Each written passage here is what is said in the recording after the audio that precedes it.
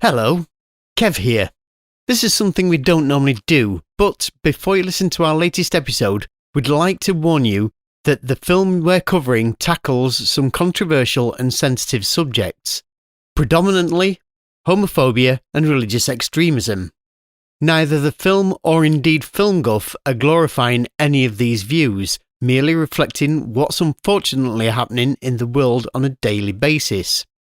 If you find either particularly unpleasant, we suggest you give this one a miss. Thank you.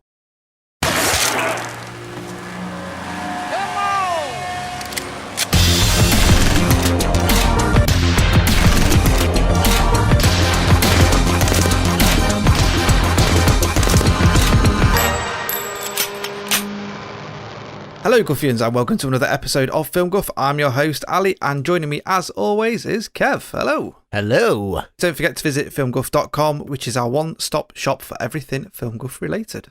On this episode we are joined by one half of Rated H, Smokey. Welcome back, Smokey. Thank you for having me back so soon. I can't believe it. I know, Lovely. yeah. I've not spoken to you for like a year and then Yeah. I'm like a bus. I come along. No, hang on. No, that doesn't sound right. But yeah. Steady on. It's lovely to be back. Thank you, Ali. So this is kind of spawned via a random, I guess, Smokey beating Kev to watch a film. And I don't mean beating him to watch it as in making him watching it, beating him. Which then spawned a massive Twitter phenomenon or whatever you want to call it. Yeah. To Explosion. the point that I then watched it and then it's like, should we just record an episode about it? And we just went, yeah, fuck it. So here we are. That's how it works. So Smokey, what is this film we're talking about? This film is Red State. Kevin Smith's wonderful opus, if you will, from 2011. It was just, I've always loved this film, and as you guys can see, apologies to the podcasting audience, but I do have a giant Red State poster behind my head, and I have had it there for almost 10 years. Yes. and I basically, I should be on commission for this film because the amount of people I've either sent copies to over the years or just recommended wholeheartedly, and I had been. Yeah, as you say, Ali, been trying to get Kev to give it a view, and he finally did, and that's how the whole Twitter conversation started. Yes. Yeah. So I'm going to change the episode a little bit because I'm just going to tell everyone that it is a bit of a hidden gem. You're not so kidding. If people want to go and watch it before we talk about it, because we are going to spoil it because it is, several years old. Mm-hmm. It's on most streaming platforms. You can get it for £5 here in the UK. If you're lucky enough, you can get it on DVD and Blu-ray, but it is like gold dust. Yeah. And it's also on Plex, which I just thought was a hosting like server software. But it's streaming on there for free. If you download it, it's just got adverts every 20 minutes or so, and they only last for a minute if you're lucky. That's not bad. Doesn't really spoil the film, and I think you can pay on Plex if you really want to remove the ads.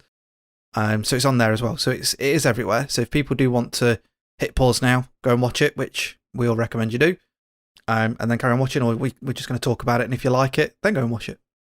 If not, we'll be sending Smokey around. I want all their addresses, Ali. Yeah. I can't GDPR, mate. Sorry. No. So, Red State is set in Middle America, where a group of teens receive an online invitation for sex. So kind of like Tinder before it was Tinder, I guess. It's that kind of thing. Yeah, kind of. Yeah. Yeah. Though they soon encounter fundamentalists. Yeah. That's right. With much more sinister agenda. So that's a brief synopsis. Yeah. And before we actually get into the meat of the film, it's the fuzzy film fun question. I feel like we need to go...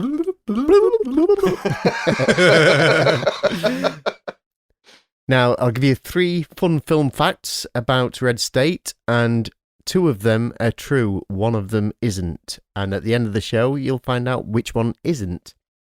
It's filmed entirely in order on location in the middle of Alabama. Early in his career, Michael Parks, who stars in this, was actually a country singer who sang with the likes of Johnny Cash. And your 3rd fact is Kevin Smith's director's cameo on this Here's a quick off-camera cameo at the end of the film as a prison inmate yelling the last line of the film. Shut the fuck up! So those are your free film facts. Do you not want to say the last line of the film now, though, Ali? Sorry, yeah. He was irritating me.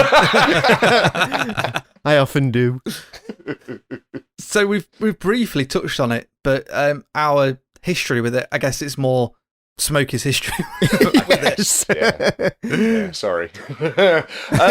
No, I'd been a Kevin Smith fan for years, and knew he was working. He'd by at this point, he has since returned to it, but at this point he'd abandoned the View Askew-universe, which was the films, if you know, the sort of the Clerks and Mallrats and Chasing Amy and whatnot. And he wanted to try and do something different. And so when I saw the teaser trailer for this, I was hooked. I was in. It was just sort of like, okay, this is not the Kevin Smith I know.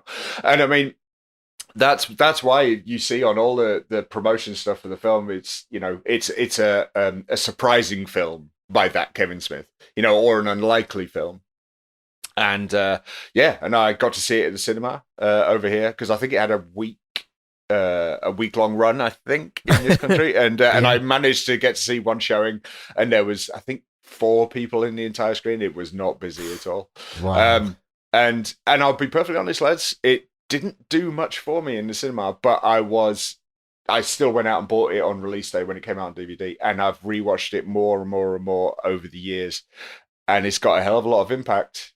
It really does, and now, of course, I'm one of the few in this country to own a Blu-ray copy, just like him is. And and it's such a departure from his normal dick and fart jokes that he can do. It's got so many levels and whatnot. But we'll go into that more. But yeah, that's my history. But I did get to see it in the cinema. So I think when we were talking about it on Twitter, I was like, this is done by that Kevin Smith. And everyone's like, yeah. And I'm like, really? And it's like, I guess it's similar for a comedic actor like Vince Vaughn that we were talking about before we hit record, that does all these comedic roles and then suddenly does Dragged Across Concrete and Cell Block 99. And you're like, that Vince Vaughn? Yeah. So, yeah. Yeah. When I finally decided to watch it, I watched it on Plex, and I was only about halfway through watching it, and I'd already ordered the Blu-ray.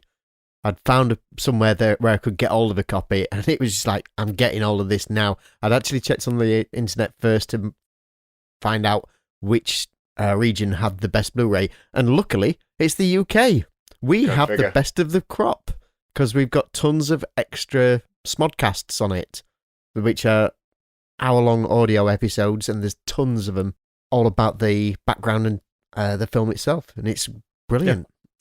Yeah. So I think our history is about the same, because I think we watched it on the same day. We did, yes. But I guess Kev's got the longer history because Smokey's been beating the Red State hammer until Kev watched it, and then it just so happened that our Twitter blew up. Yeah. Everyone was talking about this film, and I thought, well, I'll watch it. And then Kev was like, oh, it's on Plex. Yeah. And then, watched it that afternoon.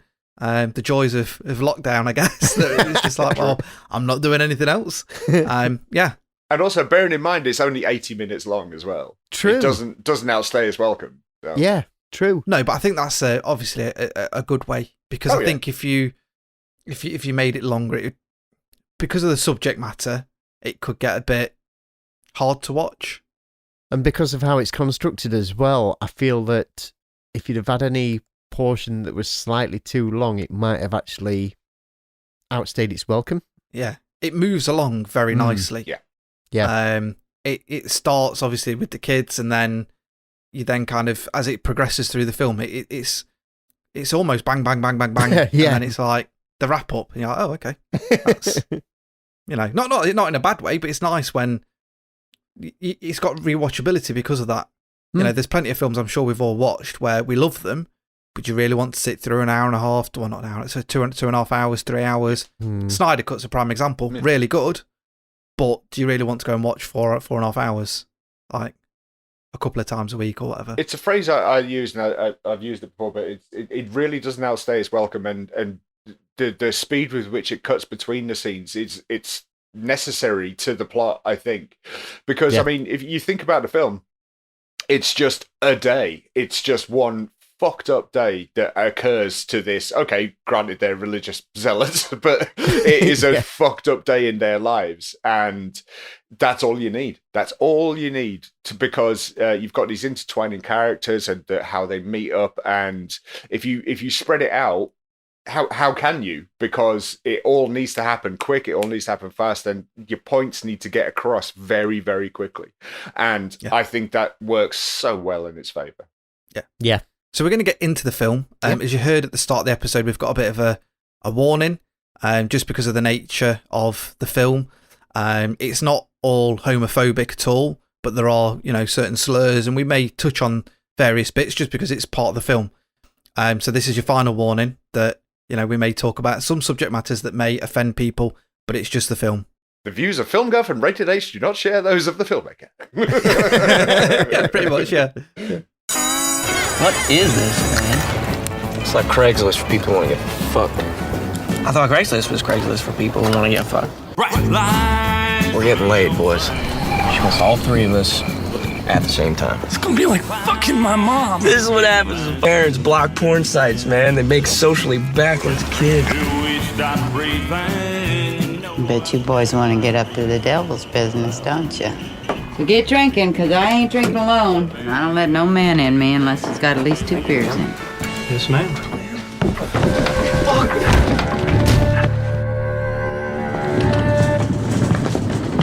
Guys, is that you, Travis? Welcome, family. Good evening. I hate the wickedness of America. Rampant fornication, adultery, abortion, flagrant sexuality. Everywhere. Hey, you fucking bitch! Let me the fuck out of here! And it's up to the righteous to curb the spread of this disease. You mind taking children out now?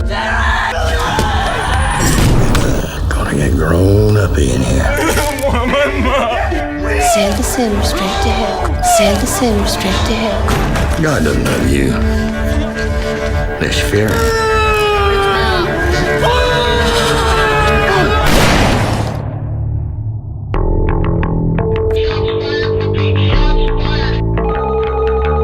Yes, sir. It's dawn here now, but we can be fully mobilized and on site in an hour. Come out with your hands up, and you will not be harmed. Repeat, you will not be harmed. I think it's the use of the word repeat that makes this work every time.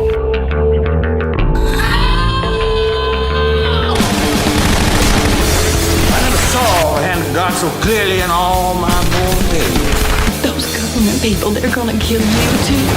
You get down on your knees and pray. You said this was going to be a simple in and out, sir? It will just shit itself. Talk about fearing God. I fear God. You better believe I fear God. How much you think a cross like that costs? You mean the dollars or common sense?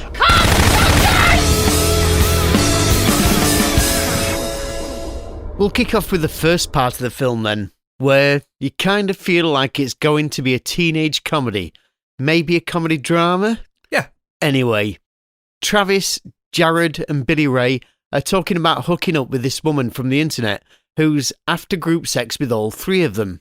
Of course, they quickly end up trying to work out the logistics of group sex between a grown woman and 3 teenage boys as they drive over to a caravan where they kind of sideswipe a car? Maybe? Prank a car, don't they? Because it's not a car that's normally... Yeah. You wouldn't expect a car to be down a country lane here in the UK or whatever, yeah, on a dirt track, and yeah, that gets hit. But like, I agree with what you're saying, that about the teenage, kind of like American Pie kind of thing. I guess. Yeah. Or Porky's. If you didn't know of Kevin Smith, you probably wouldn't think of it to an extent. But I guess if someone goes to watch this as a Kevin Smith film, and the opener, you think, oh, okay, it's just going to be about, 3 lads getting their end away, and whatnot. But it's interesting. I think aren't they trying to lose their virginity before going to college or something? I briefly remember someone saying. One of them was trying to prove that it wasn't a homosexual, because they were always prodding him about that. He says, touch my dick again and see what happens. Yeah. I just got a little hard. One of the main guys, one of the three kids on the way to school is late for school because he's dropped his grandma off at the airport or whatever. Yeah. And that they're actually protesting about another guy that's died. And all these religious nuts, cultists, whatever you want to call them, are all outside protesting. And something that I found interesting in that bit was that he said that his body was dumped out in a dumpster within at the back of a gay club or something. Yeah. But how this film goes along, and after watching it a couple of times, is he actually gay? Or was he actually gay? Or was he just dumped there to be led to believe? I mean, it's really clever in the fact that, as you say, it opens as a teen sex comedy, and that's why I think this really works, because you aren't expecting it to go the way it goes. Obviously, we'll get there, but also, as you say, he's going to school, this young lad, and they pass a protest, and it's, even though they kind of briefly talk about it in class, it's like, this is not a setup for a religious horror movie. No. At all. And you it's kind of disregarded. You sort of just go, oh, they just happened to drive past a protest. And obviously, if you've seen any of the documentaries about the Westboro Baptist Church, especially the Louis Theroux ones, this is exactly what they do. They protest gay funerals and soldiers' funerals and horrible shit that they do. But again, it's three lads who are just trying to get sex, and it's not a horror film at all. Yeah, and Billy Ray's mullet is amazing. It really is. It's awesome. Yeah. It's something to be proud of. Yeah. You're getting there, Ali. Give it time. I know, yeah. I just need to shave the sides. Just don't tear my heart. There was a bit of nice foreshadowing, I thought, in the school bit, because just as they're about to wrap up, he says, "Oh yeah," I can't remember exactly what the teacher says, but then one of the pupils says, "Oh yeah, the Second Amendment, we get guns, bitch," or something like that. Yeah, which I thought was quite nice. It's scary though, isn't it? Yeah. I mean, that's, we are so, it doesn't get said enough, we are so lucky to live in the country we do, where guns really aren't prevalent. No. And yet you've got a kid in high school who's just going, yeah, we get guns. It's like, oh. Yeah, because they actually talk first about the First Amendment and the right to express your own views and your political beliefs, your religious beliefs, and, everybody has their own beliefs. Then in that conversation as well, while they're talking about the First Amendment and they're talking about the Reverend, she says at one point that even the Nazis distance themselves because he's that far off the chart. The 5 Points Baptist Church is just way beyond anything. Even the nationalists have just sort of said, no, he's gone. He's gone. He's just gone deep. Yeah.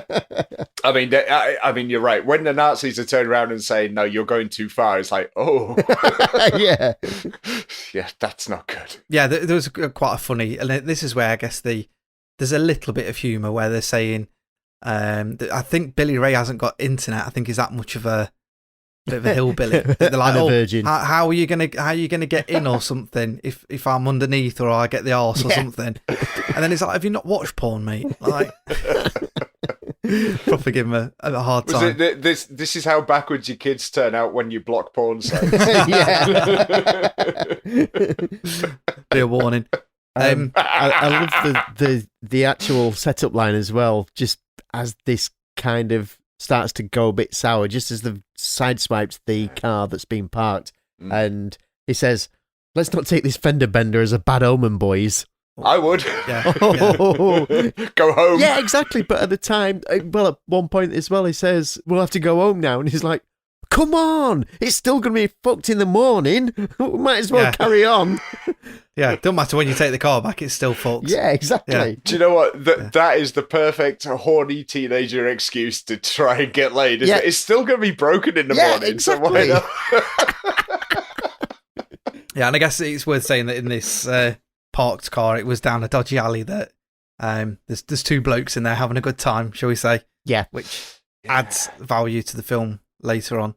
And then this is when the boys obviously get to Sarah's truck, or her caravan, or whatever they want to call it. And basically she's getting the boys to drink beers. No man is going inside me until they've had at least 2 beers.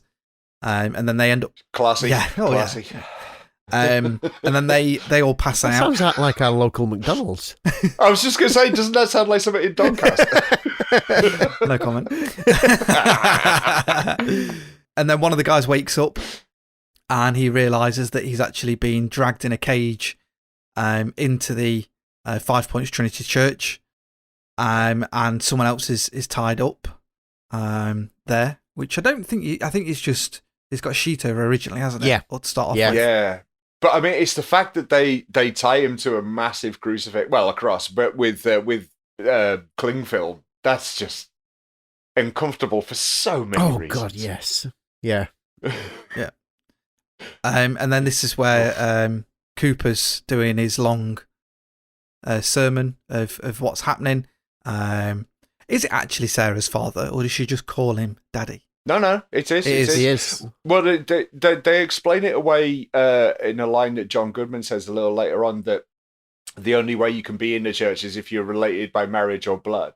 And that's why they can't get any undercover coppers in there. Yeah. But yeah, no, Sarah is the daughter of Avon Cooper, the head of the church. Yep. And then her daughter, she has Carrie Bechet's character. And then also, but Sarah is then married to Caleb as well. And so it is all very incestuous. Yeah. Yep. Yeah. So Cooper does his sermon, and then your mum's your dad.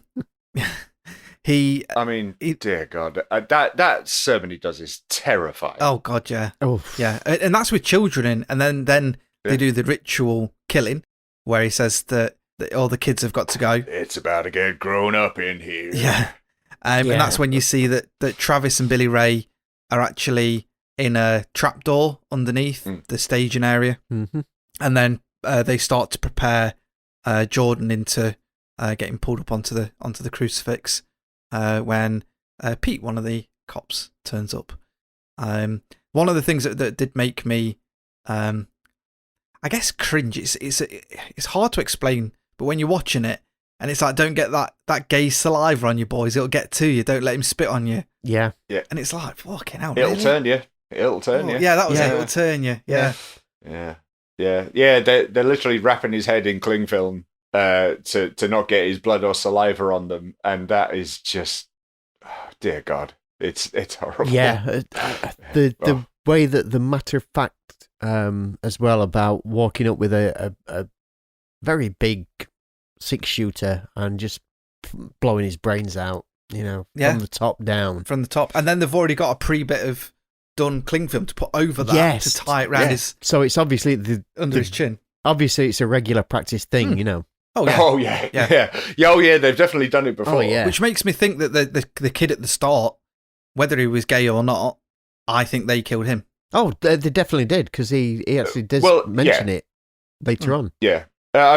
What's his name? Jacob Marlowe, isn't it? That's what they talk about, and they do say that he didn't deserve to live because he was a homosexual, which is again vile and reprehensible. But it's funny you mentioned that about the cling film to go over the head. I mean, you must remember this, Kev. You're a little bit older than I do, but I remember it. It's sort of the 70s and 80s of old women when they used to go out in the rain. They used to have one of those cling film hats to put over so their hair didn't get messed up. Yeah. And every time I see this film and they put that over his head, I'm like, oh. That's not a pink rinse, Smokey. No, I know it's not. No, I mean that's it though. But I can't remember seeing in a film someone getting not just executed, but someone shot downwards, from the top of the skull. Yeah, it's normally like in the side or in the back. Yeah. It's not normally... Back of the head, up the mouth, whatever, it's just... But no, from the top down, and his head goes... It flames. Yeah. It sets light, it ignites the actual plastic, doesn't it? I guess that's maybe so they don't get any blood on them, although there's some back spray or whatever you call it. Isn't the skull like really, really hard? So it's like, if you're going to shoot downwards, isn't there, like, there's got to be some external trauma. Yeah, you're going to get some for want spray. of a better word. Don't know. Yeah. I don't know. They're pretty well practiced But then in this. they get the Stanley knife and cut him off the cross, and they open the hatch, and they've not even positioned it right for him to fall down, and he just smacks his head on the way down. Yeah. That stuntman must have got paid a ton for that. Yeah. They show it on the making of the stuntman hitting that ledge, and they instantly run up and check that he's all right, and he is, thankfully. But dear God, he's got no way of putting his arms out to stop his fall. No, that's terrifying. Just got plenty of cling film around him to protect him. It's fine. Yeah, just literally go limp and fall. Basically, that's what you've got to do. Yeah, poor bloke. I guess it's worth saying that the other kid that's in this cage keeps getting uncovered, and he uncovers himself, and he's going nuts. And at one point, he gets cattle prodded to keep him quiet. Is it Jared, that one? Because I can't remember, because it's Jared, Travis, and Billy Ray that sound like there's some sort of skate punk trio. Yeah. It does sound like... yeah, it is Jared in the cage. It is practically Green Day, and isn't he's, it? Pretty much. Because the thing is, and I don't know whether either of you guys know more about this or not, so these 3 kids have been brought there because they're gay. But no, they're not, because they were going to... He's brought them there because they're sexually promiscuous and filth, so... and because of the kind of app they were using. Yeah, exactly. Yeah, they do kind of explain it away, that because what Jared does scream at one point, I'm not gay, and he just says, well, it doesn't matter, you're still a sinner. Yeah. Because you were going to enter into it, forgive the pun, but you were entering into a sexual act with 2 other men and 1 woman. Yeah. Yes, you were going to lie next to another man. Exactly, yeah. It's Adam and Eve, not Adam and Steve type thing. And let's be fair, if you're doing 3-on-1, you're going to cross swords and touch tips. Well, you're gonna end up doing the screaming eagle at one point. But it's weird because obviously he's really something as far as his faith's concerned, because at one point he actually calls other preachers out and says that they're using soft faith. Yeah. And I was like, wow, how extreme are you? Yeah. Am I not grieved by those that rise up against thee? I hate them with a perfect hatred. I count them mine enemies. And who is the greatest enemy of God, Cheyenne? Satan. Satan? Mm-hmm. And who's Satan's instrument on earth, Fiona May? The homosexuals. That's right, baby. Homosexual. The homosexuals run amok in this nation. Over 30 years now. Let's see what it's brought us. Rampant fornication, adultery, abortion, flagrant sexuality in every corner of media, movies, TV, etc. Schools, malls, books, clothes, toys, music, everywhere. Everywhere. You can't turn on the TV without seeing some jackass waving his privates. That's because the moral spine of this country has been weakened by permissive attitudes and an unabashed tolerance for homosexuals. Godlessness. Godlessness. The casual acceptance of the gay has hastened our demise as a species. Fact. Why? Because they do not procreate. They do not procreate. They solicit. Yeah, boy. They recruit. Yeah, boy. Is there anyone who can look at the news and deny these are our end times? Outside our fence lays a world at waste. There's famine, such as in Africa, pestilence, such as the AIDS, monsoons, typhoons, hurricanes, and the ensuing floods, such as New Orleans #1 Sin City, Thailand.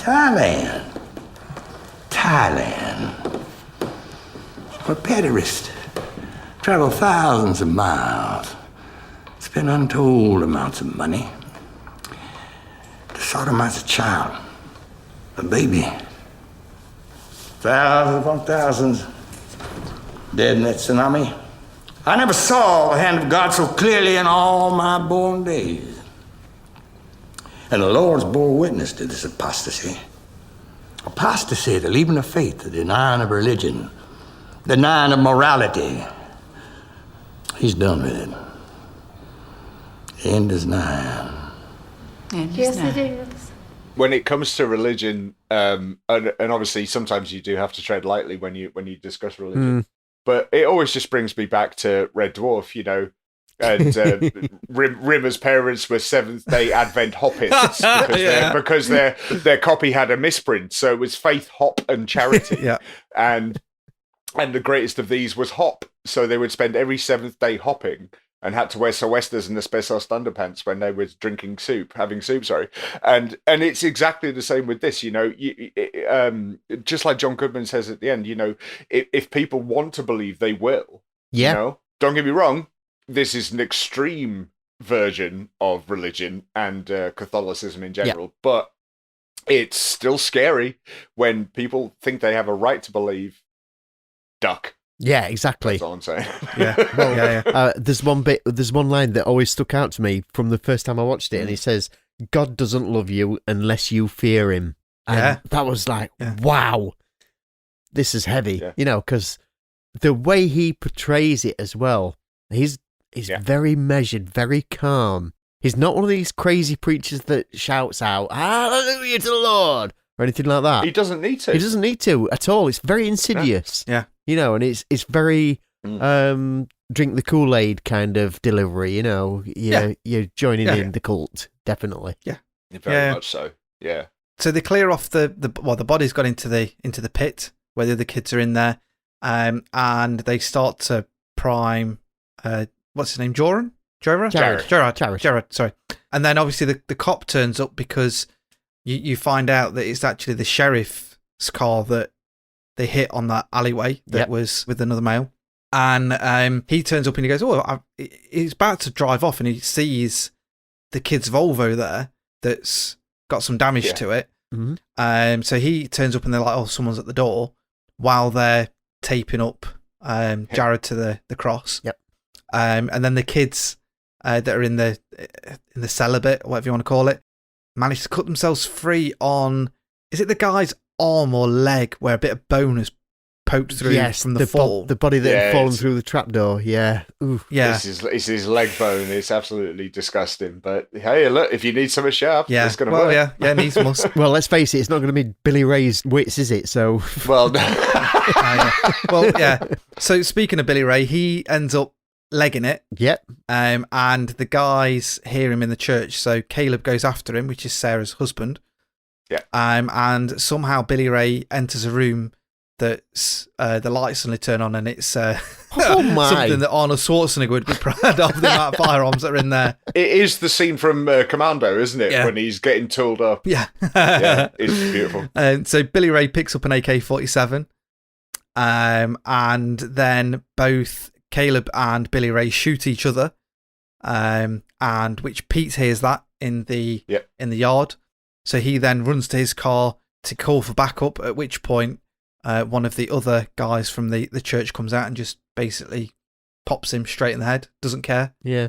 Was it a shotgun? Or shotgun, yeah.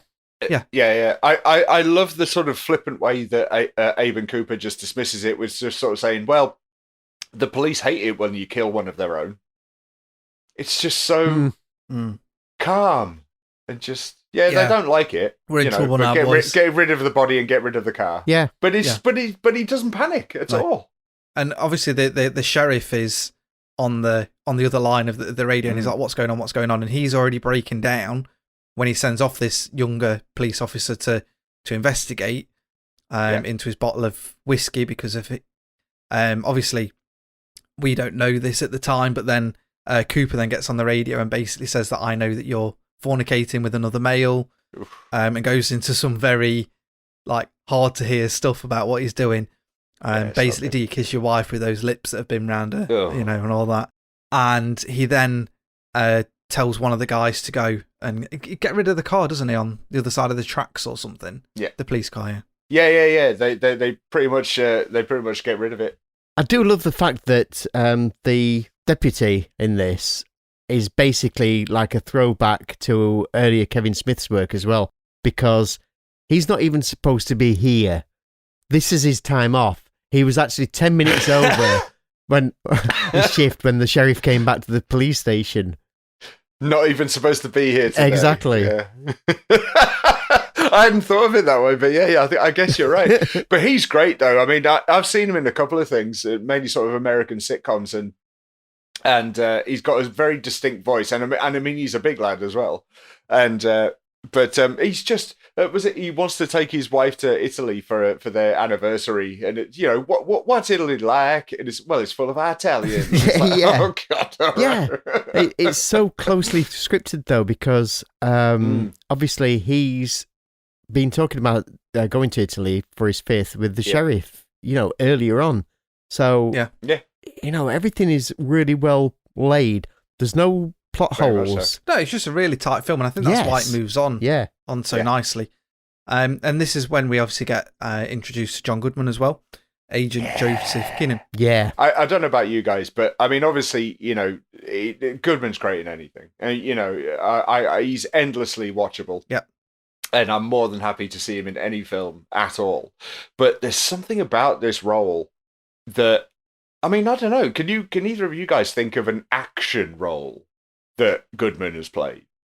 Because nothing instantly springs to my mind. No, I mean, even when he's in Cloverfield, it's more of in a cellar. He's just a hermit, isn't he? Yeah.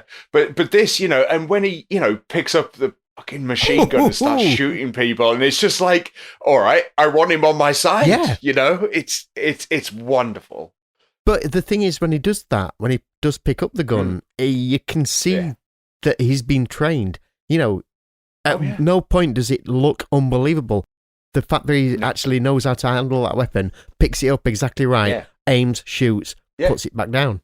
It's fantastic. Absolutely, yeah. He doesn't waste any time. But it reeks of, I don't know what you class it as. The sort of Al Pacino in Donnie Brasco kind of thing of he's been the low man on the totem pole because he's been undervalued and underrated by his superiors for so long.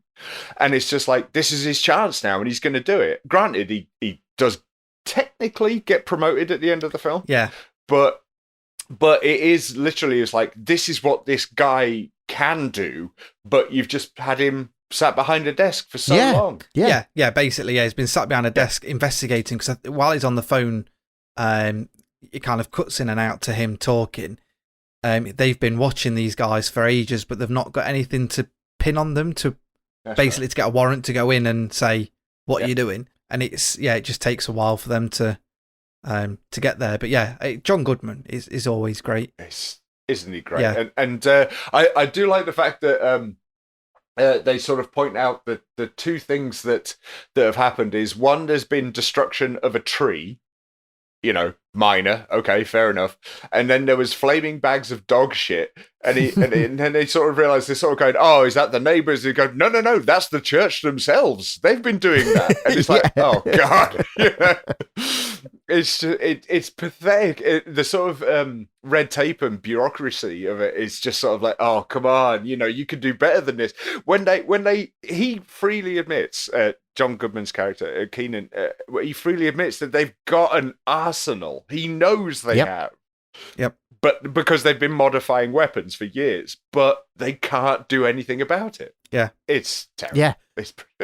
Yes, I love the fact that he does all this during a casual phone conversation as well. You get the drift of his character and his background and his attachment to the whole case and what he is, all from this one phone call at 4:37 a.m. in the morning. Very specific. Yeah, where he's basically woke up by this phone call. Yeah. Yeah. One question. I've never smoked. How did he not set the bed on fire when he leans on it with the cigarette in... Well, he leans on it with both hands when he's got a cigarette in one hand and asks his wife, if you loved me, you'd make me coffee. Yeah, it's just ash. Don't worry about it. Oh, okay. Yeah, right. It's by that point, the red tip is nowhere near the bedclothes. Don't worry about it, Ali. It's fine. It's fine. You get used to it after a while. Yeah. But it's actually... oh, dear God.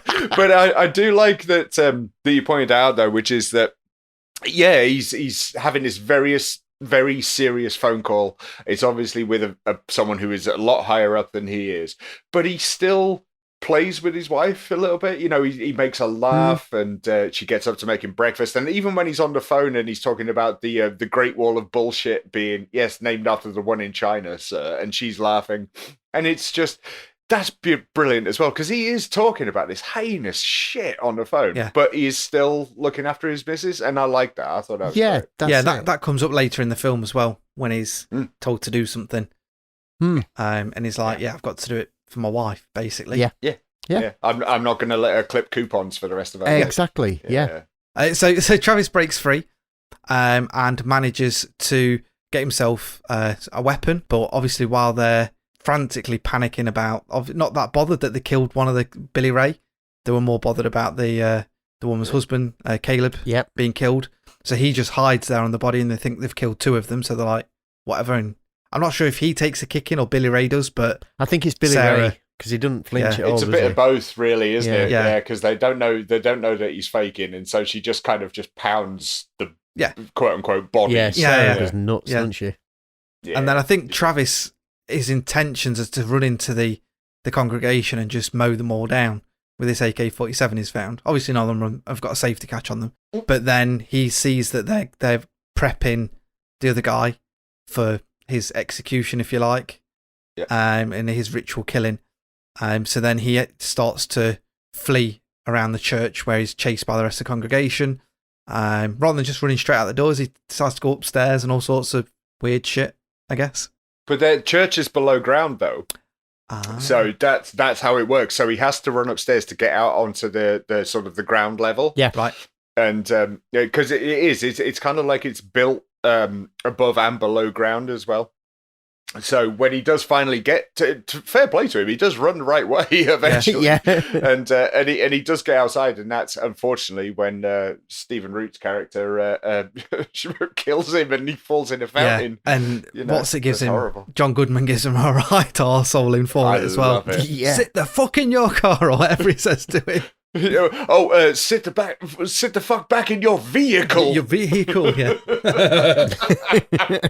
It is, but as you say, it's treating him like a petulant child. He takes his toy away from him, he takes his gun, and he grabs him by the ear, and then he yells at him so loudly that he falls over, which apparently was not in the script. Stephen Root was terrified by the way John Goodman was yelling at him that he legitimately fell over. Brilliant. But that's it. I mean, you've got two fantastic actors that will just work in the moment. You know, both of these are really steeped in good character shit. So the fact that they've been able to work that in, you know, and just carry on. It's not an outtake. It's just going to be the take. Just keep it going. Yeah. I mean, he scrambles about in the dirt, he grabs his hat, and he does sit his ass back in his vehicle. Quickly. Like a scolded child. And, it really is.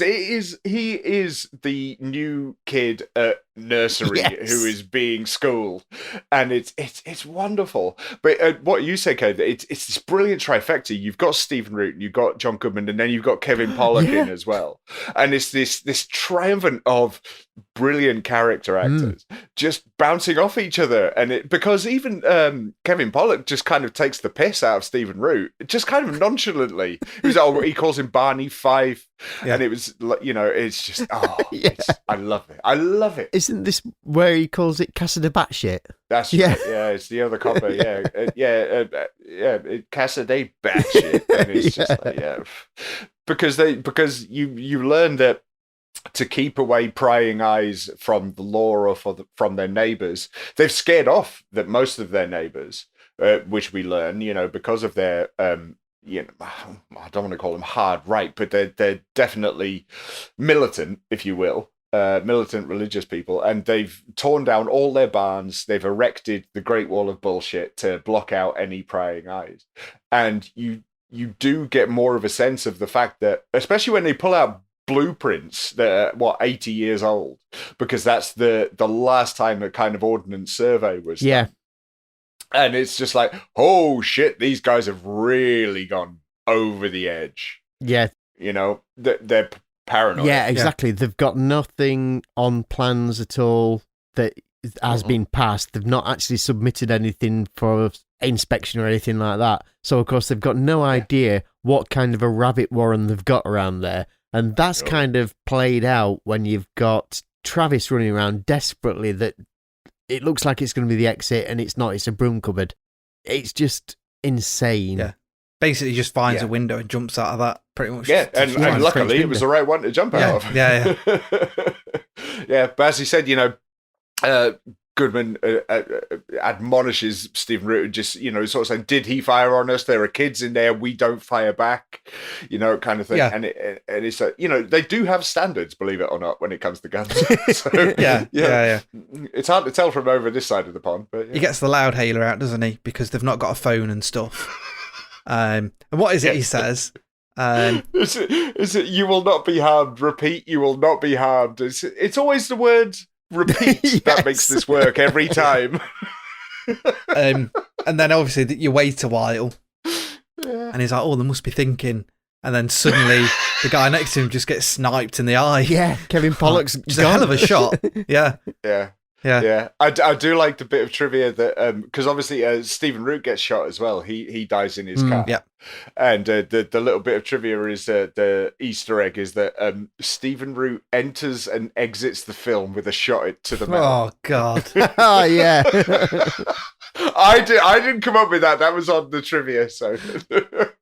And this is obviously where just basically all hell breaks loose.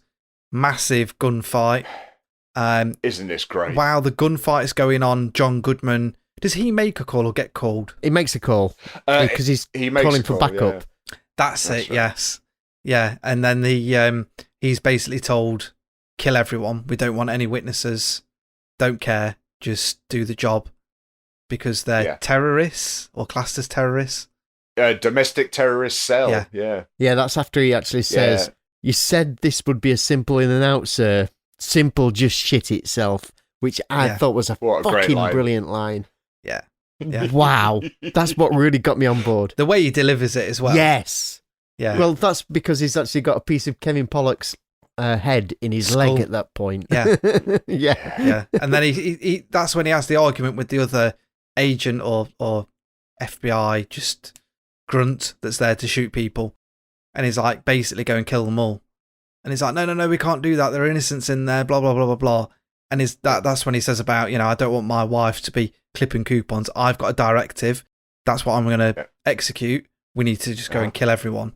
And the film kind of plays out from there.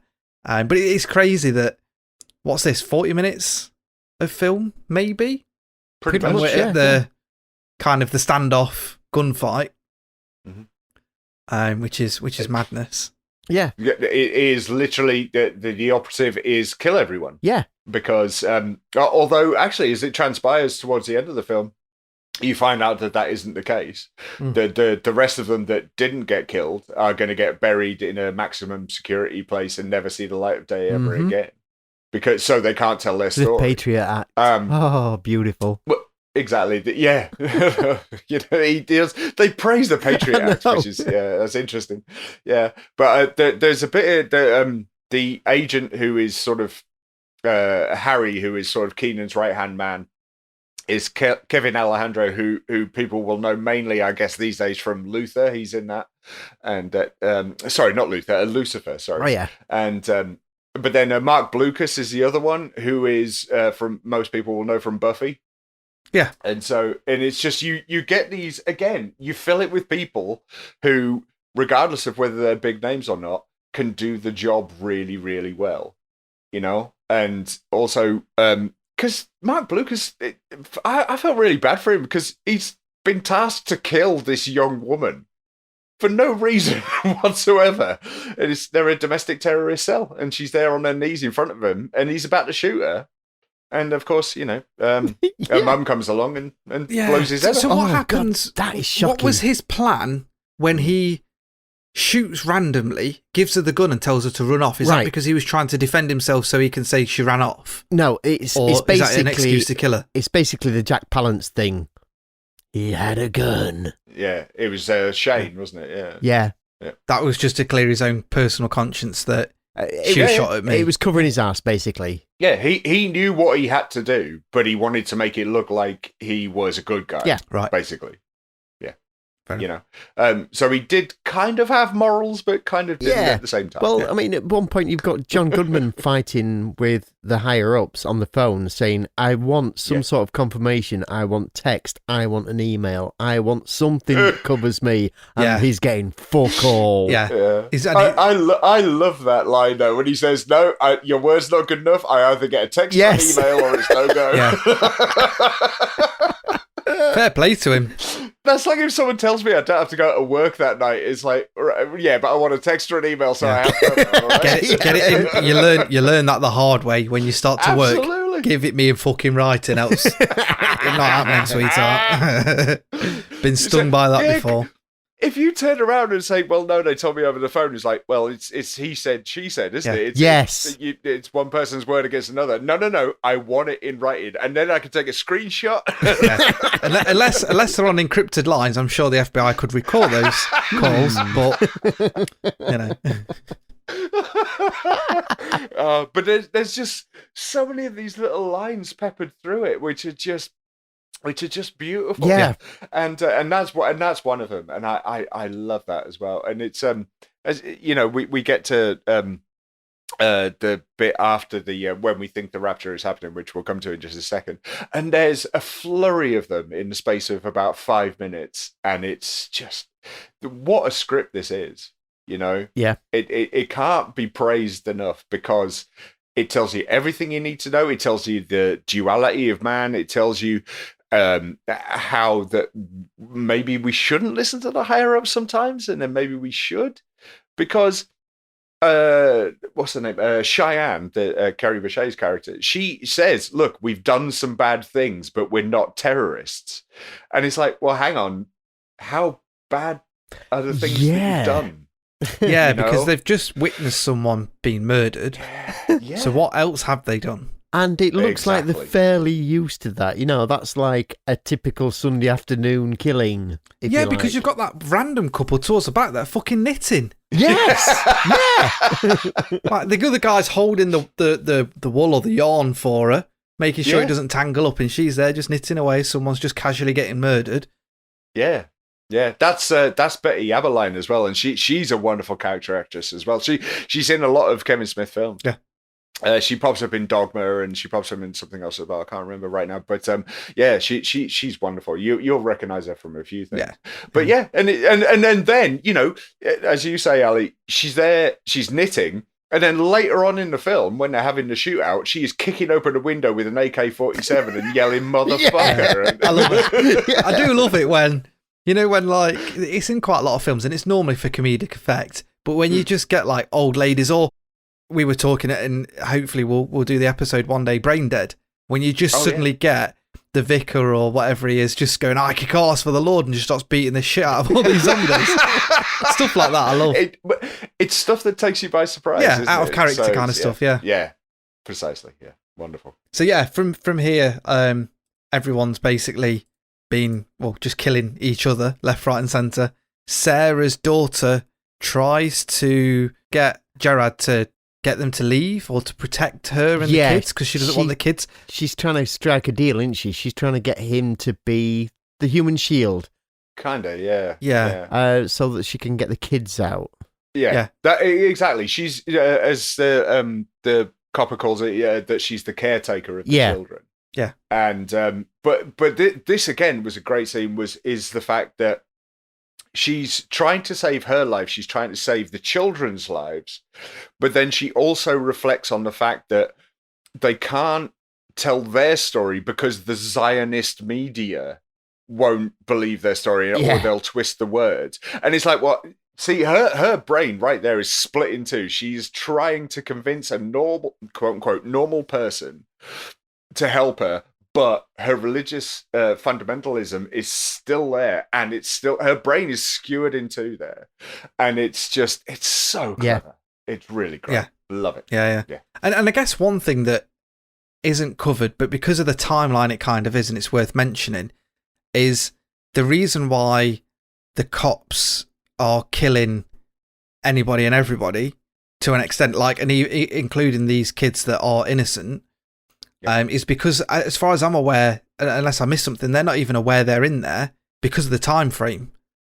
I don't think anybody's actually said my son's missing because it's, 4:00 in the morning when John Goodman gets the call, but they're not aware that there are potentially 3 young adults, teenagers, whatever they are, that are in the building that could be, or that are innocent and aren't part of this cult. They've just been kidnapped. Yeah, pretty much. I mean, the whole point of it is that if Stephen Root hadn't killed Travis, then they could have just entered peacefully. Yeah. Yeah. And none of this would have happened. But because he fired first, Coopers can turn around and say, well, hang on, they shot one of ours first. Yeah. Regardless of the fact that he wasn't. So that's where this whole clusterfuck comes from. It's basically the South Park defense. He's coming right for us. He's coming right for us. Yeah, it is. It's all one big mistake. Yeah. This whole thing, this whole last, as you say, half hour, 40 minutes, it's just one massive big mistake. clusterfuck. And it's exactly, yeah. And that's when they come up with the line of they found materials to bomb a shopping mall. Yeah. And it's just to cover their asses in case they find any explosive materials. Yeah. Yeah. And that's it. I guess I guess it's a win for America. That, they've got, they've taken something down and they can just twist it however they want to because it was a terrorist cell or create a narrative. Yeah. Absolutely. So Sarah and Gerard get back into the house. They have a bit of an argument in one of the bedrooms, and that's when Sarah comes in and loses her shit about what she's doing and starts beating up Gerard, because I presume from her point of view she thinks either he's trying to kidnap her or have his wicked way with her while there's a gunfight going on. Yeah, when she enters the room, they are kind of on top of each other. Yeah. Even though he's just trying to get her gun. Yeah, but I do love the bit that just is before that is that, Aben and Sarah are shooting at the police and he just goes, Sarah, will you go get me some sweet tea? And it's like, yes! Hang on, you're killing policemen! They have such a casual conversation either side of the window as bullets are pinging off stuff. And it's like, oh, Daddy, I wish Caleb hadn't gone. I want to go to him and all this. And you I'm will, ready to be child. with Jesus. Yeah. And then goes into the bedroom, catches them to what she thinks is at it, but obviously realises that her daughter's trying to betray them. And then her daughter ends up shooting her in the head. In the chest. Oh, in the chest, sorry. Because they sort of have a fight over the gun. Fight over the gun, Yeah. I mean, it's great. I mean, Melissa Leo is wonderful. She won the Oscar deservedly for The Fighter. And, that was great. But what's the making of? Because I know she's a method actor, but she comes across as nuts. Yeah, definitely. Seriously, she takes it a little too far. I think Kerry Bichet really deserves a lot of props for this because despite her being such a ridiculously brainwashed and despicable individual, I still kind of rooted for it, and I could see what she was trying to do, however misguided she was, and you kind of feel for her. And when she sort of recoils in disgust at her own shooting of her mother, she's got blood on her knees and stuff and blood on her top, and she looks absolutely shit, and she's fucked off with it all by then, and she's completely destitute. You really do start to respond and feel sorry for her. Well, she knows at that point that she's going to die. Oh, yeah. When she is telling the kids to go to the attic or the basement or wherever it is they hide it, and she's and the fact that, which is brilliant, is that she screams so much at the young child who wasn't even an actress that the child started crying. Yeah, and actually says, "Where's my mummy?" Yeah. Fantastic. She screams for her mum. Oh my god, that was brilliant. Yeah, wonderful. But I mean, I agree with you, Kev. She deserves a lot of credit for what is not the nicest part in the world. She's a homophobic religious zealot who has probably done a lot of horrible shit. But she plays it. Yeah, really she's really stuck between a rock and a hard place. Very much so. Yeah. But as I say, yeah, she knows she's going to die because there is no way out of this. But if she does die, she might save the children. So yeah, it's the children. That's what she's thinking. Does Jared die? I forget. Yes, he does. Well, him and Cheyenne get killed at the same time. Outside. Oh, yeah. Bullets just coming through the... Oh, no. Was it outside? No. They're outside. They're saying he's an eyewitness. He's an eyewitness. Don't kill him. And they just blow his head off. Yeah. Which brings us to the next bit, I suppose.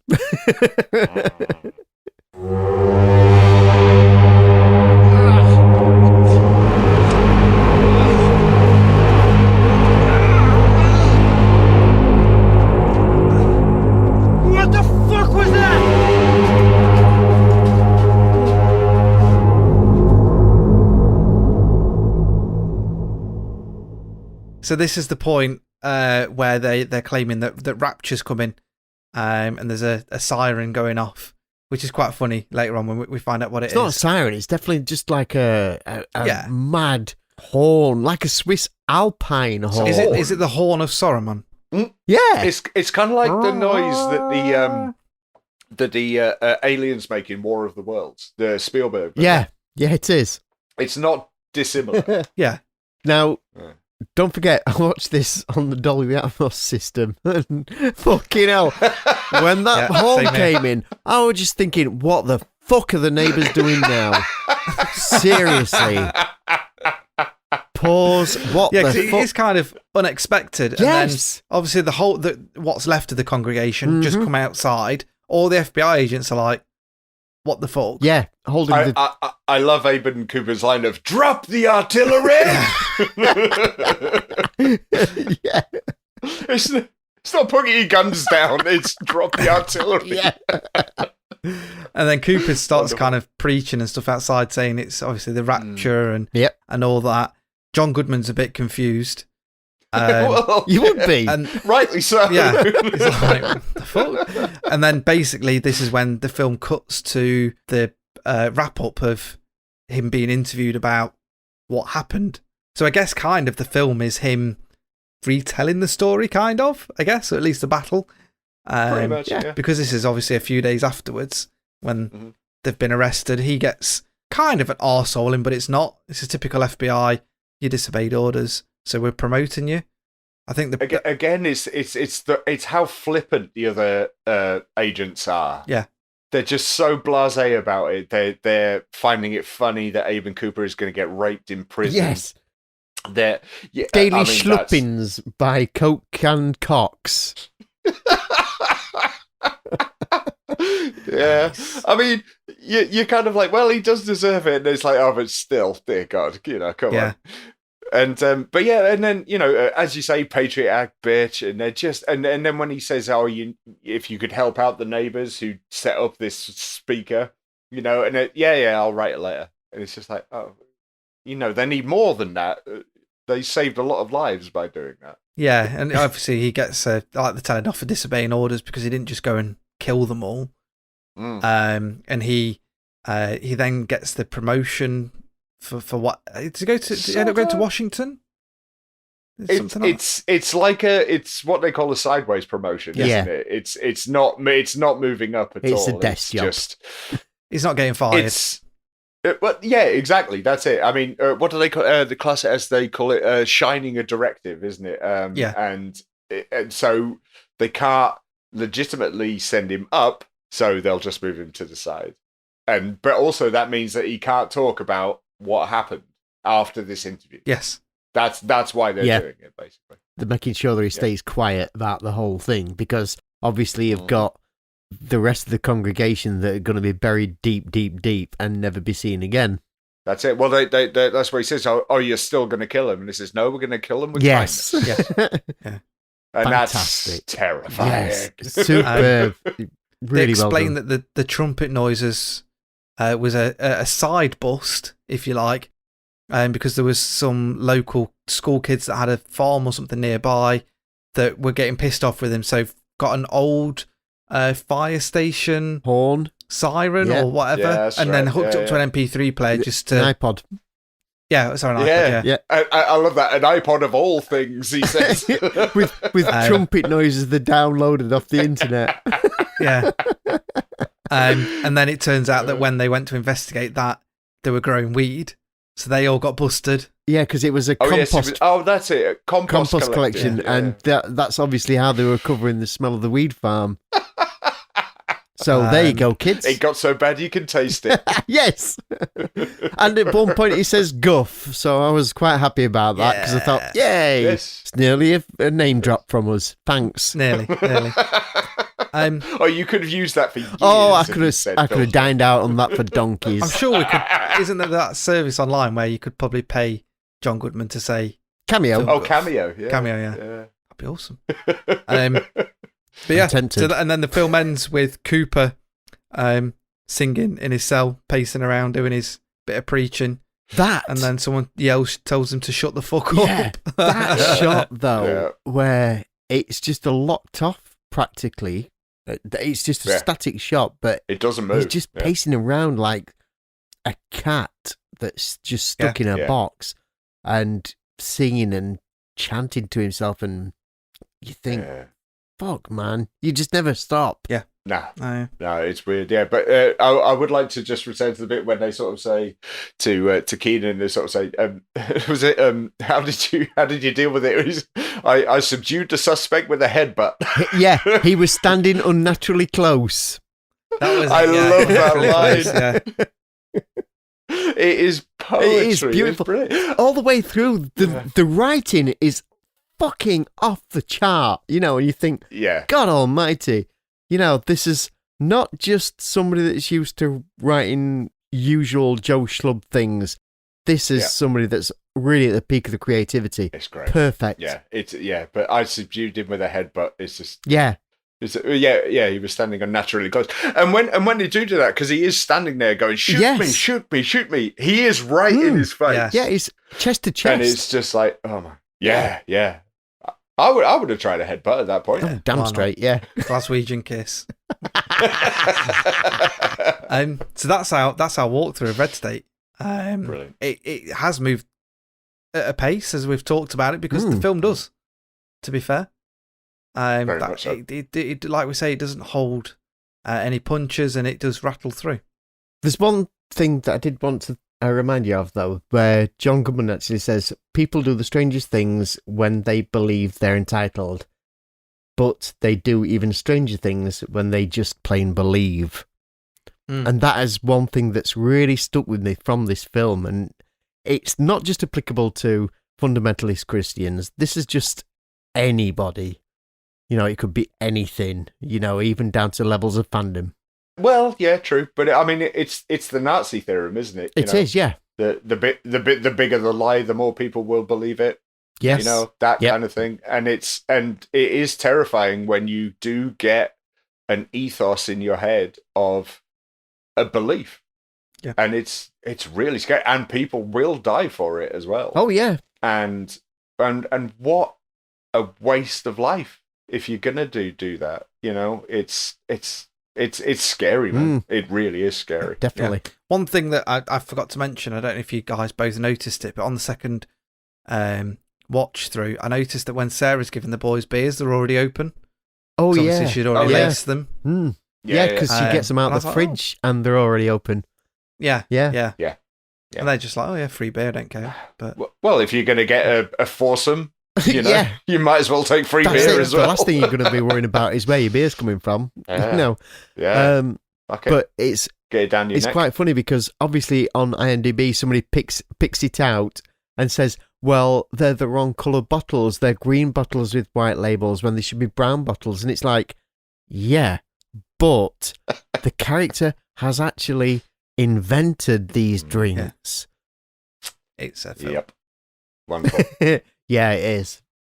It's a film that I did not expect. I don't know what I was expecting. I wasn't expecting this, but it was Kevin Smith, so I usually know where I'm going with him. And this just completely blindsided me, and I'm really chuffed that you actually kept at it and browbeated you to watch it. and got me to give in. to borrow, something from the film, I'm here to spread the gospel of Red State. What can I say? All praise Smokey. Let's not go there. But I'm not saying I'm Jesus, but you've never seen us at the same time. Holy shit! I hadn't thought of it that way. Oh no, I'm not even the second coming. I'm just like the 666th coming. No, there's just something about this film that just stays with you once you've seen it. Yeah, I think I'd find it really hard to forget it. You reminded me of something today, actually, Kev, and I remember writing a review for this on IMDb when it first came out, and I went and looked today and saw my review, which I haven't looked at in years, and 2 people out of all the people who've read it found it interesting. Everyone else gave it a downvote, and it was like, oh well, shit. Excellent. Hopefully I'll get a few more upvotes after recording this. So. Speaking of reviews, we'll go on to our Amazon 1-star reviews. Oh, look at that. He's slick. He's done this before, hasn't he? I know. That was an excellent segue. Kev, do you want to start us off with MJ's review? Not MJ from Spider-Man, by the way. Different MJ. And not Michael Jackson. Yeah. How do you know? Because he didn't put in it. Right. MJ says, when I bought this DVD, it was because on the cover was the comment from Quentin Tarantino, I freaking love this movie. Well, I didn't. I love Tarantino films, so I was especially disappointed when I found that the film was annoyingly bad. I sped through the scenes and I felt cheated that I had been persuaded to buy it on the blurb on the cover. Maybe I missed the point of the film. But if you take my advice, don't waste your money. Crazy. Praise the Lord. Who buys a film based on a blurb? Especially one line on the fucking sleeve that just says, I freaking love it. Yeah. Well, it's Quentin Tarantino. It's his hero. Yeah, but I have never bought a film based on the blurb. Ever. What? You've never bought a film because Daily Star have gone, yeah, brilliant, 5 stars. No, I haven't. Not even when it's Danny Dyer. Oh, run for your wife. That was yeah. Clive Lilly's review is rubbish, waste of time. Ended up watching it in fast forward, even though it was too long, which is bullshit. What?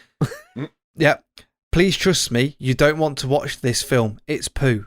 I can't believe he thinks it's too long. What the fuck's short? That's 2 people have played it in fast forward, so you're missing all the dialogue for a fucking start. That's so weird. The main point of it. Yeah. Oh, God, yeah. Mrs. C.L. Elliott, she says, that was one of the most stupid films I've ever seen. I really tried with this one, but it was just crap. And the blonde girl kept breathing really loudly when she talks, and it got on my nerves. By the way, Mrs. Elliott, you don't know how to use capitals and punctuation, but there you go. And it just got worse and worse. Kevin Smith just doesn't know how to make a watchable film anymore. I've loved all of his movies, but this was unbearable. Good riddance to Kevin Smith. I think she means riddance. No, good riddance. That's definitely a word. Good riddance to Kevin Smith. It's a crumulent word. It's a perfectly crumulent word. Yes. Go on and see us out with Lee's, Kev. Lee just says, acting is terrible, story doesn't really make sense, consisted of too many long, boring moments, and very predictable. Shame. Had high hopes. It's not predictable. It's definitely not predictable. This is the one thing that I took away from this film. I've seen fucking 4,000 films that I've logged, and I've never seen a film like this. Fuck's sake. What is wrong with you, Lee? Is like you say, and fucking acid. I understand if people like certain people's directing directions, if they always do a certain type of film, or like Vince Vaughn and people like that, where they go outside of their wheelhouse. Yeah. But you've got to take it for what it is. You might not like it, doesn't mean it's crap. I mean, I personally wish Kevin Smith would sprinkle a little bit more of these little gems around. He seems to be good at doing like the serious side of things as well. I don't know if he wrote the script and all that as well. He did. Yep. I was going to say more than likely, he's one of those guys that does everything. He started writing it in 2007. Yeah, and let's hope that he's got something else up his sleeve. Pre-COVID. I'm sure he does. It'd be good. I liked the other films I've seen of his. So yeah, we'll see. Speaking of liked, another little segue. Out of 10 reviews, Smokey. Yeah. Hit us. What do you give it out of 10? Out of 10, I will give this a 9. It really doesn't leave the head once you've seen it, and it deserves repeated viewings. I mean, I don't know how many times I've watched this over the years. I've kind of lost count. Seriously, I have. But the cast is wonderful. So many great character actors. The script is tight. The pacing is wonderful. The direction, while not flashy, does the job. And it's a great world building in what is kind of, you think, less than 24 hours in the span of the film. Yeah.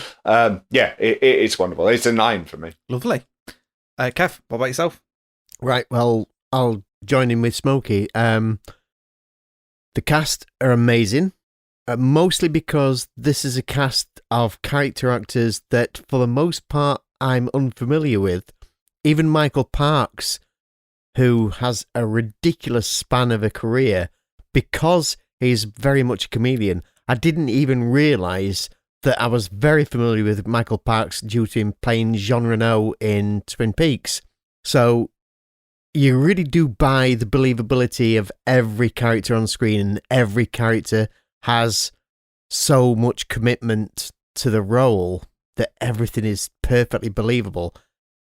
The shots are perfect. We'd never mentioned it at all, but there's a lot of chest-mounted camera work early on where you've got the kids escaping and they've got a chest-mounted camera so they're seeing it from their perspective, which is very interesting because it gives it a very kinetic energy that would definitely be lost at any other time in the film. Yeah. The actual look of the film is fantastic, and the way that it's shot on digital as well. I was surprised to find out that it's actually a completely digital film, because usually that tends to lack something. I'm talking about stuff like Miami Vice. Michael Mann is an excellent filmmaker, but Jesus Christ, because that's filmed in digital, it does look a bit ropey.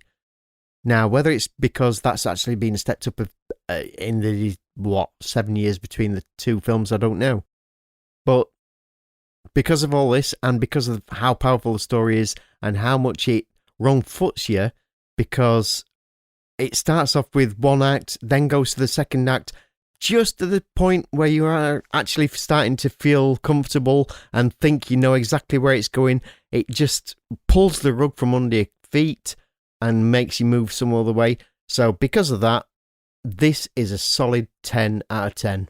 And it's very rare that I'll give anything a 5-star 10 out of 10 rating, but it's a film that really does blow me away. Wow, yeah. Kev giving something a 10. I know. Be back next week and go, it's shit, 1 star. Ali, what do you think to it? Yeah, I'm going to go with an 8. It like you say, it's really good. It wasn't what I was expecting at all. I don't know what I was expecting. Because of Kevin Smith. You just don't know. But not that. Yeah, not this. Yeah. And it's just, it sticks with you. It moves along at such a nice pace. I think that's one of the best things for me, especially when you're watching a film about a subject that's quite hard. Yeah. You don't want it to outstay its welcome, because then you just start to switch off a little bit and maybe get bored or disinterested. And the acting in it is superb. And some of the different lines that we've picked up between us and whatnot, it's just a solid film. So yeah, just really, really enjoyed it. Yeah, I just want to one little thing on that. Well, actually, two things. One thing that you said there, Kev, about the sort of there's a first act, a second act, and a third act, which obviously the majority of films do have. But I love, if you look at the credits, it's split into sex, religion, and politics. Oh yes. which I think is really clever. And every cast member, you could look at the cast and go, right, I know which part they belong to. Yeah. And that's really clever. But also, I don't think we've mentioned it enough, is just how incredibly good Michael Parks is in this. Yeah. It's a performance that demands to be seen. And I remember on the documentary, Ralph Garman, who plays Caleb in the film, he just said it was an actor's class. You know, they would sit in the chapel and watch him, and it was just like, okay, this is how you are an actor. And I think, sorry. Sometimes you know when they give actors these kinds of roles, but don't give them enough screen time, to kind of fully embrace what they're doing. So people can see, this is how good of an actor I am and different things. And I think he gets the perfect amount of screen time to give the role justice. Whereas there's a lot of films where you're like, I want to see more of that. Yeah. Whereas in this, I don't want to see any more of it because of how crazy it was. But you saw enough to go, wow, I'm all right, thanks. I think the only time I can think of a performance that's about the same amount of balance, where you've just seen enough where you don't want to see much more, is Anthony Hopkins in Silence of the Lambs. Oh, okay. Yeah, fair enough. Yeah. Yeah, I mean, he's a screen villain that doesn't, again, like Hannibal Lecter, who doesn't need that amount, a huge amount of screen time to convey how terrifying he actually is, especially with his crazy rhetoric that goes on. God, yes. And some of the stuff he talks about, about people going across to Thailand and doing what they do, and it makes it so uncomfortable. Yeah. That word as well, and it oh dear God. But then you look at it, and everyone in the chapel is smiling. Yeah. Listening to this hate-filled bile. Yeah. And that's I don't think they were acting. I think they were just looking at him going, holy shit, he is that good. Yeah. Well, he has been called an actor's actor, and you can see why in this. Yeah. Well, Kevin Smith called him the Yoda of acting, which I always thought was good. I like that. He will teach you the way. Damn straight. I was really upset when I found out that he'd actually died not long back, 4 years ago. Yeah. Yeah. Tusk was one of his last roles. Really got to watch that again. I love that film. Yeah. I mean, obviously that film is ridiculous, but he throws himself into it. He really does do well. Yeah, he does. Yeah. So, moving on. We shall do our top 3 Kevin Smith films. More than likely, there's going to be some crossover, but we'll go with it. Yeah. So, Smokey, what's your top 3? Top 3. Number 3 is got to be Dogma. I think it's a great film. Again, Kevin Smith has a habit, especially with some of these films, of filling the cast with just amazing actors, and you get Alan Rickman in to play the Metatron, the voice of God. Okay, you are in my good books from now on because you did that. Tusk has got to be number 2. It's ridiculous, it's silly, it's horrible and vile, but dear Christ, it's a fun ride. There's something about that film that just it sets your teeth on edge so much. No pun intended. No, well, it sets your tusks on edge. But yeah, and then number 1, it's got to be this. It's got to be Red State. I think this is it. This is his magnum opus. This is it. This is what he was always capable of. This is what he is capable of doing again. He doesn't seem to want to, but it's fine. But it's all right. I mean, he can do what he wants. I mean, he will legitimately go to a studio and say, I can make this film for $5 million and it will make you 25 back. And they're always going to turn around and say, okay, it's not going to be Avengers Endgame, but it will make us an extra $20 million if we give you $5 million. Exactly. Yeah. And fair play to him for that. He has his audience. He sticks with it. he is, he's pretty much the king of the podcasts. Every one of his ones is top of the bleeding charts every time. Us lot can only dream of getting his bloody numbers. Yeah. And but he knows what he's doing, and he's very smart about that. And also, I love the fact that he's self-deprecating as well, which I always find very appealing in someone. He doesn't have an ego, but when it comes to directing, and he will never call himself a filmmaker. He's someone who just happens to make films. But when it comes to directing, Red State, it's up there. It's the top. It's the cream of Kevin Smith. Definitely. It's stupendous. And I think he could come into his own over the next few years with the state of the world and the fact that we need to get cinema back on track and different things. Yeah. And it could be, if not a quick book, but if he's got a mountain of scripts that he's not got through yet, it could be, like you say, give me 5, I'll make you 20, and start to build up that cash flow again. Yeah, well... What's wrong with that? Yeah, well, God, no, yeah. Thinking about it, I mean, he filmed Red State in 25 days, and then in 2 weeks after the film had finished wrap, for the wrap party, the cast had a complete screening of a complete edited cut of the film, because he was editing as he was running. Because it was filmed digitally, he was working day in, day out, and going through. Yeah. So in that respect, he's back to the old days of Amicus and Hammer, where you had a film delivered within 6 weeks. So watch out, world, because Kevin Smith could really start turning stuff around quickly. Yeah. I really do hope that he fulfills his promise of making the trilogy that he said he wanted to make, which was Tusk and Yoga Hosers. Yoga Hosers wasn't brilliant, but it was enjoyable. And then the third one of the trilogy is Moose Jaws, which, I mean, it's Jaws but with a moose. I mean, how can that fail? You know what I mean? I'm on board. That's just, you know what? Give me my ticket. Give me. I will go next with my list. And unfortunately, I've got 3 just. But my Kevin Smith films are short in my repertoire. And we were talking before we started recording that I'm that in-between generation. Yeah. Where I was either too young or gone past it by the time it'd probably come round to me.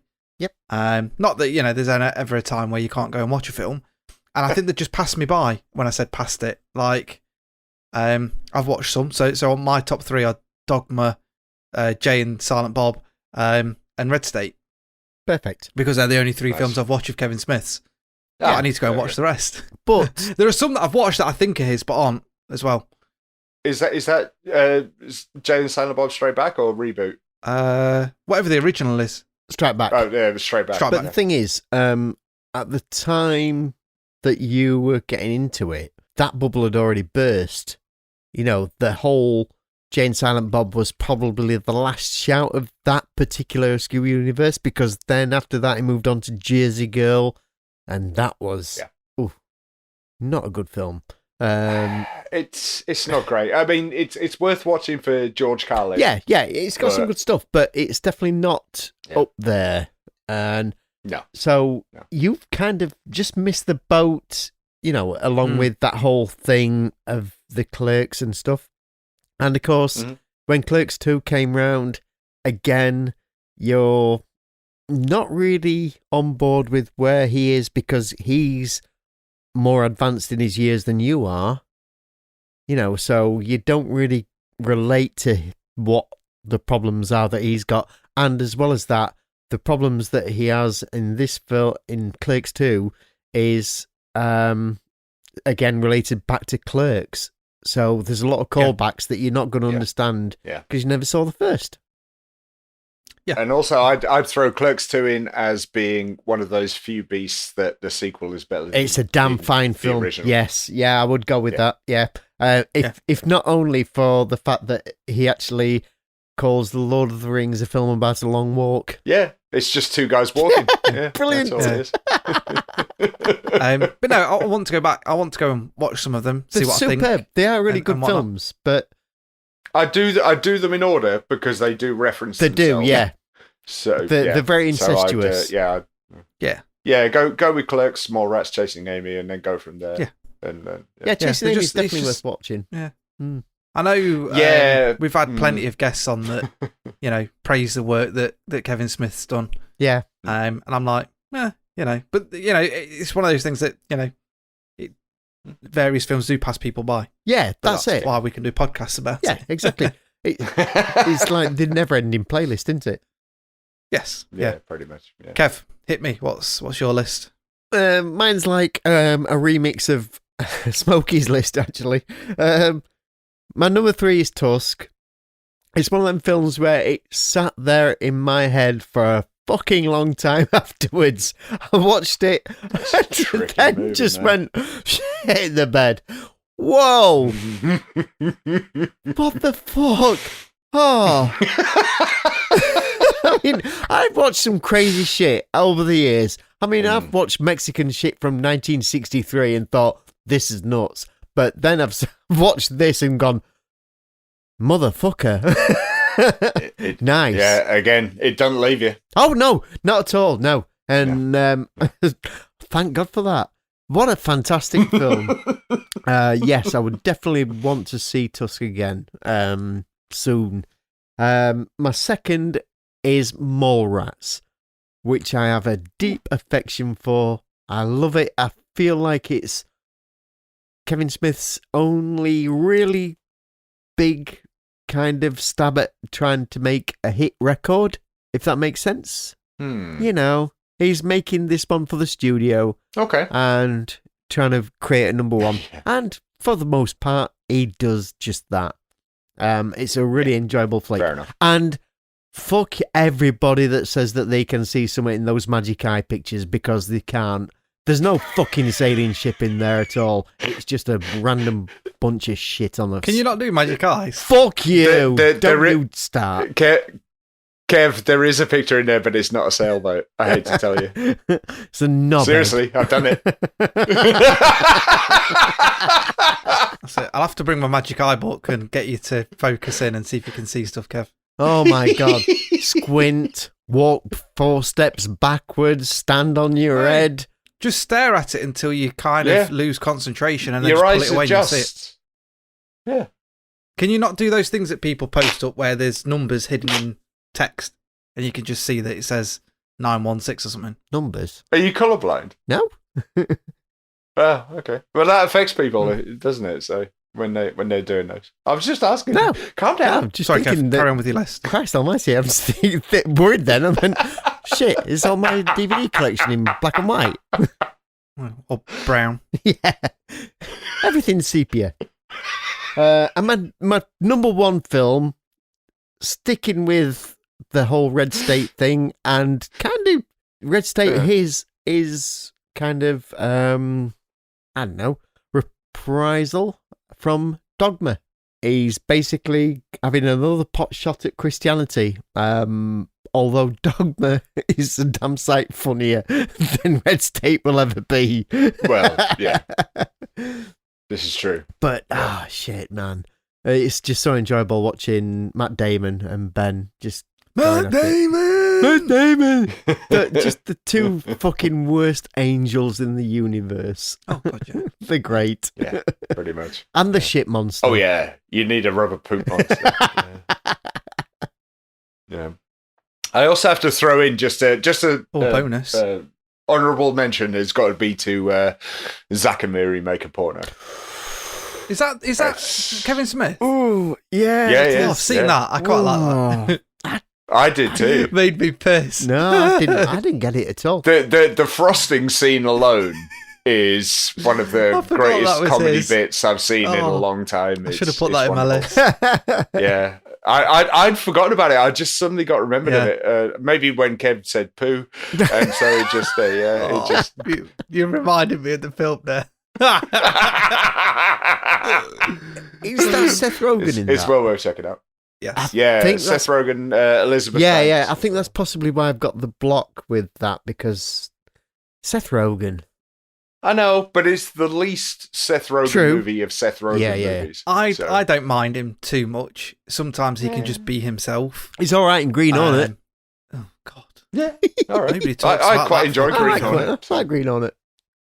Yeah, I did. I mean, the whole thing, Christoph Waltz with "I want to be Bludnovsky," and he tapes two guns together, and I thought that was kind of fun. I've got the 3D Blu-ray of that. Oh my God! Right, moving swiftly on. Double bill time. Smokey, what would you pair with this? Sorry, he's such a pro. I was too busy laughing. He is, isn't he? Double bill time. Okay, well.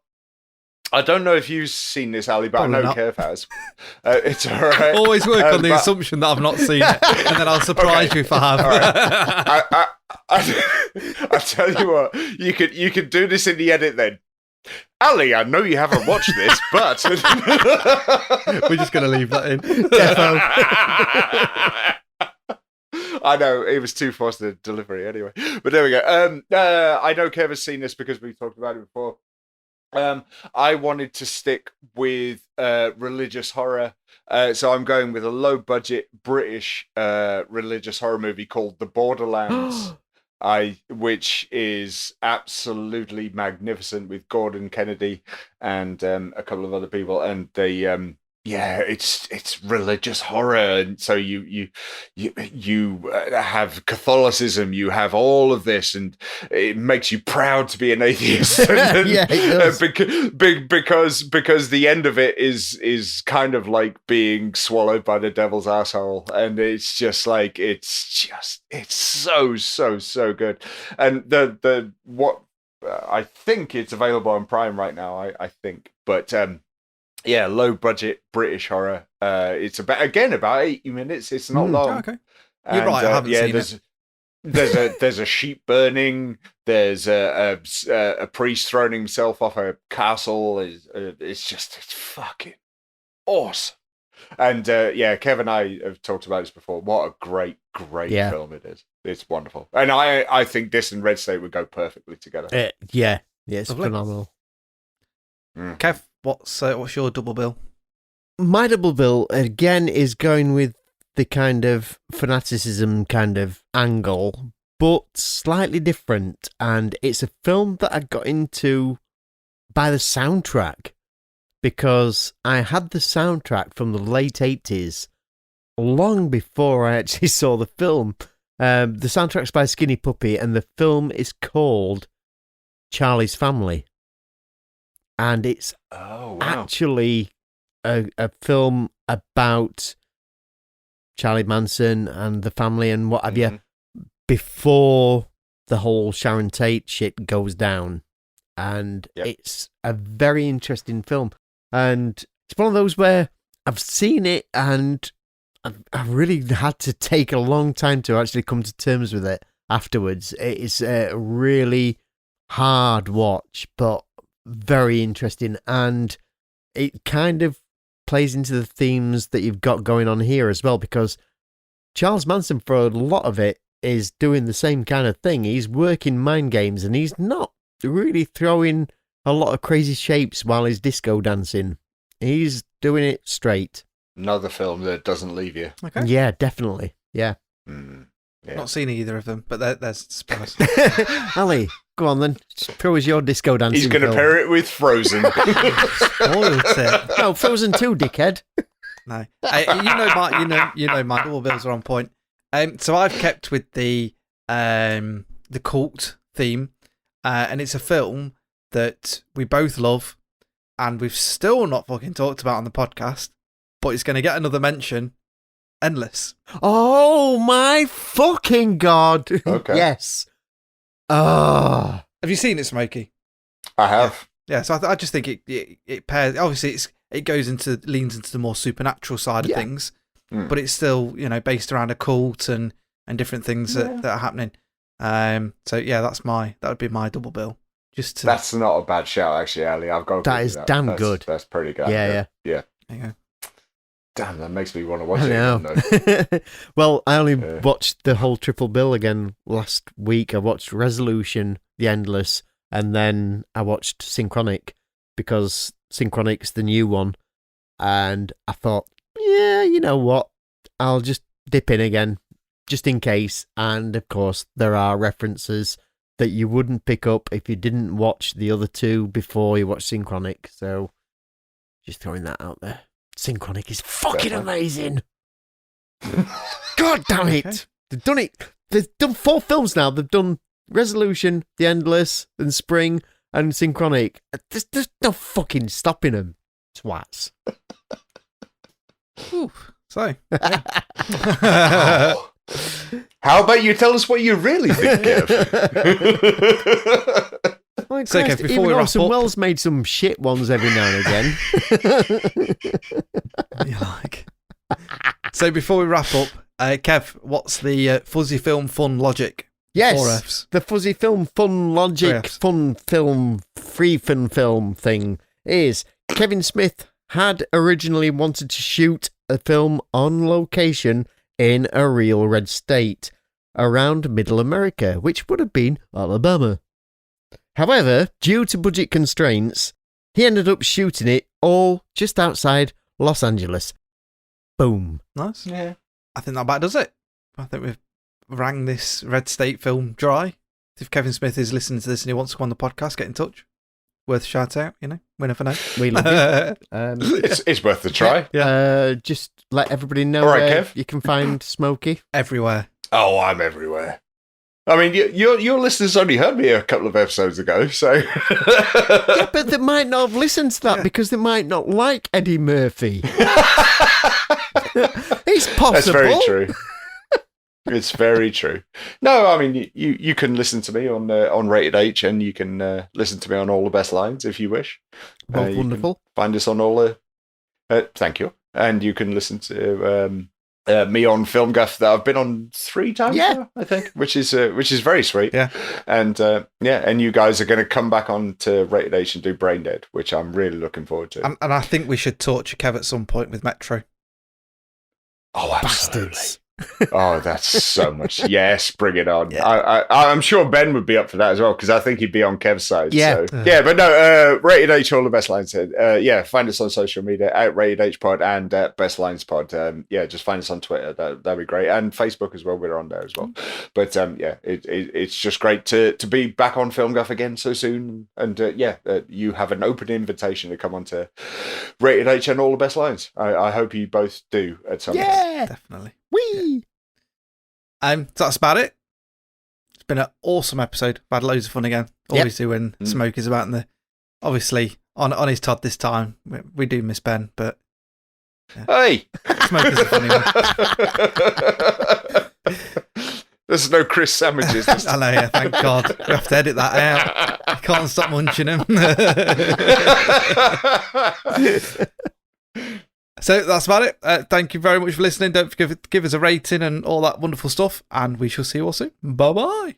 Bye. Bye-bye.